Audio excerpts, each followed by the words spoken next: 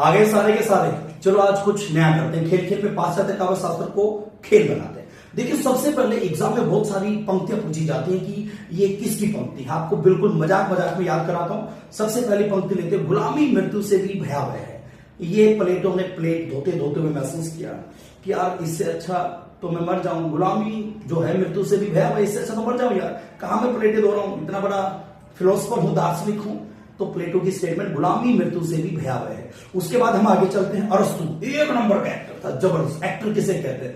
जो भाई देखिए एक्टर में स्किल होती है नकल करने की। जैसे मैंने विकी कौशल का डांस देखा, तोबा तोबा तोबा तोबा, स्किल है तो नकल कर रहा हूं ना। अब मुझे इसकी पेंटिंग बनानी है तो भाई मुझे नकल करके ही तो बनाऊंगा, या अगर आपको मेरी पेंटिंग बनानी है या फिर मैं आपकी बनाऊं तो मुझे आपको देखकर ही तो नकल करके बनाऊंगा, या किसी और चित्रकार को देखकर बनाऊंगा। कुछ भी काम करना नकल करते हैं ना।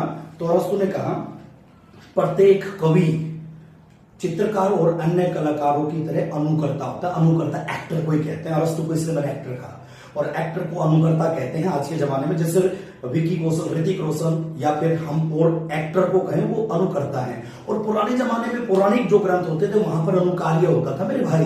अनुकार्य मूल पात्र होता है पौराणिक ग्रंथों में, जैसे राम रामायण में। बस इतना याद रखें, अनुकार्य पौराणिक ग्रंथों में, अनुकर्ता आज के जमाने में। अब हम चलते हैं थोड़ा सा और आगे। प्लेटो का पता चल गया गुलामी मृत्यु से भी भयावह है। और अरस्तु ने क्या कहा, भाई चित्रकार और अन्य कलाकारों की तरह कवि भी अनुकरता है, नकल करता है। कवि भी तो क्या देखता है, ओहो उसने कविता लिखी मैं भी ऐसी लिखूंगा, ओहो आज उसने रोमांटिक कविता मैं भी, या फिर आज तो उसने लिखी वीर रस की कविता, वीर तुम बढ़े चलो, धीर तुम बढ़े चलो।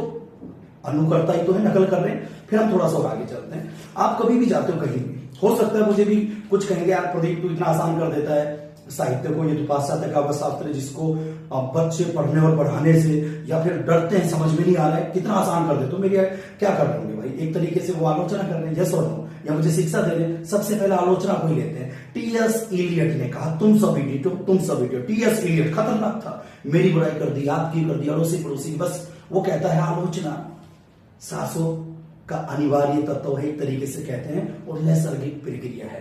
यह सांसों के लिए बहुत ही जरूरी है, ये टी.एस. इलियट ने कहा। इसके साथ टी.एस. इलियट यही भी नहीं रुका, वो भाई साहब फिर से आलोचना कर देता। पता क्या कहता है? कहता है ये जो कविता करना है ना, कवि की अभिव्यक्ति नहीं है। कवि जो अभिव्यक्ति करता है आपको लगता है वो अपने बारे में बताता है, वो तो भाई साहब कपोल कल्पनाएं करता है। कारगिल में युद्ध तो बैठे बैठे कविताएं लिखता है, कोई कवि थोड़ी पहुंचता है वहां पे।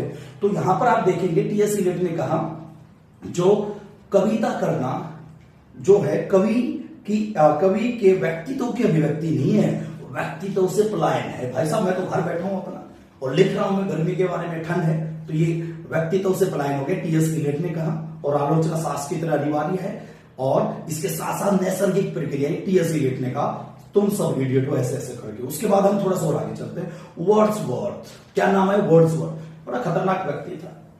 बोला प्रदीप तू कैसे पढ़ा रहे पाश्चात्य काव्य शास्त्र को इतना आसान करके, शिक्षा दे।